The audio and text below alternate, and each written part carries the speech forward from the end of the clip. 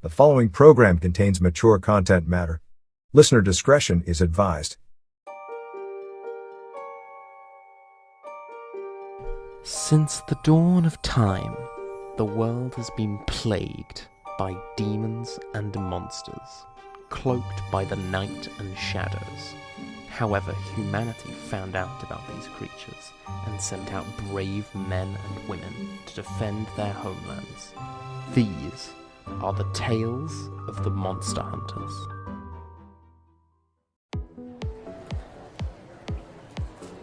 At Pearson International Airport, after arriving from London, England, Trip Connors and Olivia walk through the terminal, towards the exit. Trip in desperate need of nicotine. God, give it a rest, Olivia. She's going to be happy to see me. Happy? People who disappear don't usually like to be found. Stop overthinking it, Olivia. I know her, it'll be alright. Yes, you knew her 7 years ago. Many people, not you of course, but people change over the years. I think we both know I needed to get away after everything that happened back at home. Everything that happened? You left your fiancé at the altar in front of a church full of family and friends. How do you figure that you're the one who needs to get away? Hey, I loved Fiona. You sure have a funny way of showing it.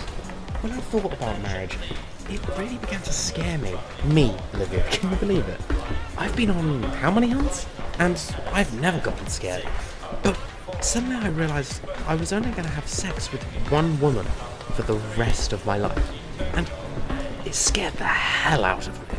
Ugh, please, don't give her that reason for standing her up. They both walk out of the terminal. Trip immediately strikes up a cigarette. God, did I need that? Olivia turns away from Trip, stepping down from the curb and flying down the oncoming orange taxi. Olivia steps back onto the curb and then turns to Trip. I still think that this is a bad idea. No, you flying over 3,000 miles to meet a man you've met online is a bad idea. Olivia frowns as a taxi pulls up and stops. Trust me, she'll be happy to see.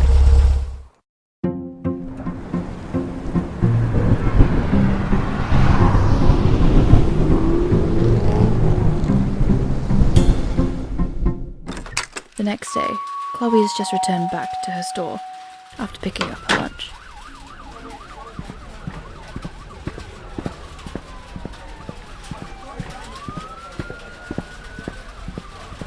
Any calls while I was gone, Brooke? There were no calls, Chloe. But there is a man waiting to see you inside your office. And you just assumed it would be okay to let him wait there for me? I'm sorry. He said he knew you. That's okay, Brooke. Just keep an eye out here, please. Annoyed, Chloe slides her hand behind her, down the back of her jeans slightly, as she feels for the gun that she has there. She begins to walk toward her office at the back of the shop. As she draws near, she sees the door to be open. She stops when she reaches the door and looks inside to see a man standing in front of her desk with his back to her. Who the hell are you? And what do you want? When the man turns around, revealing Trip Connors. Oh my god, Chloe. It's been a hot minute, cousin. Come in, we have so much to catch up on.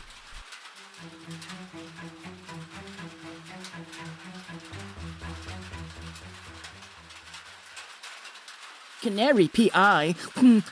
What's that, a pet store? The Canary P.I. audio drama podcast, Tales of the Peculiar through the eyes of your favorite gumshoe. Well, maybe one of them. Listen to our newest 2-hour saga titled Reminisce to Remember, and our remastered Season 1 show is being released now. Aliens have your husband's head in a jar and a toaster stealing from you. Tell it to Rod Serling, maybe he'll buy you a ham sandwich for the rights. Canary P.I. Available in most places podcasts are found. Chloe steps into the office and then stops just inside the doorway.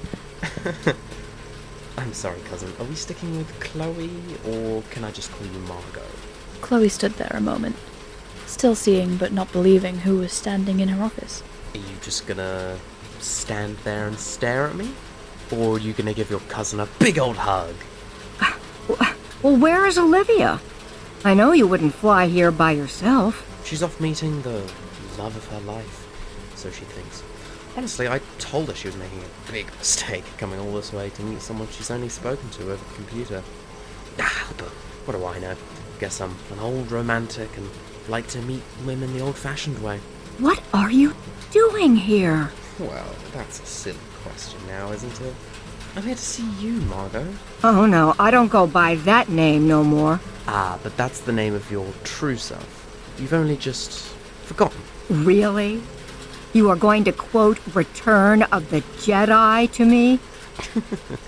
If I'm not mistaken, it was always your favourite film, which always baffled me because everyone knows Empire was the greatest film in the entire saga. I will ask for a second time, Trip. Why are you here? And I will give you the same answer I gave you the first time, Darth. I'm here to see you. It's been 7 years, Trip. Why now? Why are you here? Well, you haven't been exactly easy to find now, have you? Yet here you are. Yes, I am. How did you find me? Dumb luck, really. Dumb luck? You haven't forgotten that I'm as big or bigger a comic book nerd than you, have you? What has that got to do with anything? A lot, Margot. Do you remember that comic book shop in Manchester we used to go to together? Yeah, what about it? If I remember correctly, I was waiting there in line to pay for some anthologies, and, well, that day just happened to be Comic Book Day, and lo and behold, on the TV screen they were showcasing shop owners who were taking part in Comic Book Day. Well, I was very surprised when they got to Tuxedo City, and to your shop, and whose pretty face should appear on the telly. Sure, at first I was not sure it was you because of whatever plastic surgery you'd done to alter your appearance. So, I went to see a friend of mine, and he was able to use the photo they used on TV and run a match on it.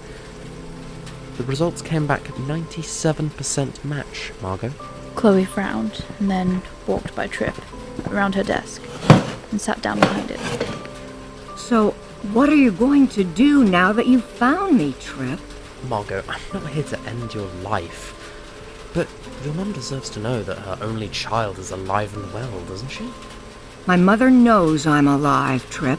She does? Do you really think I would disappear and not let her know about it? So all these years she did know. She only pretended not to know where you were.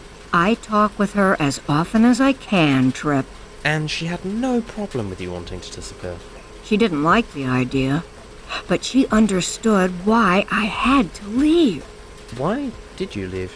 I don't want to get into that right now. Fair enough. I'm not planning on leaving anytime soon. So when you're ready to spill, I'm all ears. So, should I assume while you're in town you plan on hunting? If the... But Trip's attention is immediately grabbed when he locks eyes on the picture frame on Chloe's desk. Picks it up. In the photo is Bruno and Pat, standing between Joe in front of the pizzeria. Bloody hell, is that Joe Domenico? Yes, and his grandsons. I can't believe you know him. I take it you've heard of him. Are you serious? Any hunter worth their salt knows who he is. His hunts are legendary. Do you know why they call him Wolf Killer? Is that because he has killed a lot of werewolves? So you do know them. Obviously. Are those blokes in the photo with him hunters as well? Bruno and Pat. Yes. You wouldn't remember this because you were too young, but Joe found himself in your neck of the woods once, and he ended hunting with your dad. Stop right there, Trip. I do not want to discuss my father or his hunts. Oh, sorry, Marco. And another thing. Since you're planning to stick around, you need to address me like everyone else does, as Chloe. Are we clear? Loud and clear, Chloe. But in exchange, you have to let me meet Joe. Fine. But you have to tell him your last name is Curtis. What? Why? Gee, I don't know, Trip. I introduce you as my cousin, and you tell him your last name is Connors. Joe will make the connection to my father. Fine. All right, good. But in the meantime, you can tell me the whole story of why you left your fiancé at the altar. Your mother told you, didn't she? Oh, she did. Trip groans and runs his fingers through his thick hair. Split half of that with me and I'll tell you everything. All right. Let me get a plate. Tales of the Monster Hunters cereal box issue. The Visitor was voiced by Roberta Jackson as Chloe, Hal Harris as Trip, Mads Franklin as Olivia, and Val Chia as Brooke. Royalty-free music by Tube Backer and Alexander Nakarada. End credits theme by Alexander Ferrara. Audio engineering by Alexander Ferrara. Created by Antonio and Enzo Ferrara. Directed and produced by Antonio and Enzo Ferrara. Cover art by Enzo Ferrara. Edited and written by Antonio Ferrara. Creative consultant Paul Cairns. This presentation of Tales of the Monster Hunters cereal box issue has been brought to you by Giant Monster Productions. Copyright 2023. To contact Giant Monster Productions, email them at giantmonsterprod@hotmail.com. Follow us on Twitter at Giant Monster Pro, Instagram at Tales of the Monster Hunters, and on Facebook and YouTube. If you have enjoyed this podcast and want to hear more, please subscribe, like, and favorite so you never miss an issue. Thank you for listening.